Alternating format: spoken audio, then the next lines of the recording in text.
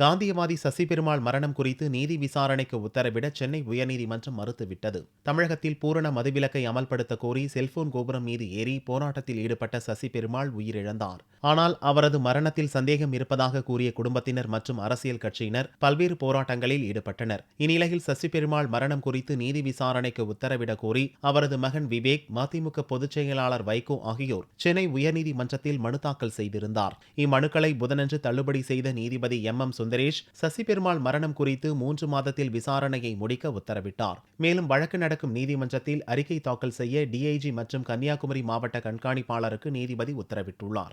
சசி பெருமாளுடைய மரணத்திலே சந்தேகம் அவருடைய இருப்பதாக நாங்கள் உயர்நீதிமன்ற நீதிபதி, தற்போது அமர்வில் உள்ள நீதிபதியோ அல்லது ஓய்வு பெற்ற நீதிபதியோ விசாரிக்க வேண்டும் என்ற கோரிக்கையை வைத்து நாங்கள் இந்த வழக்கை தொடர்ந்தோம்.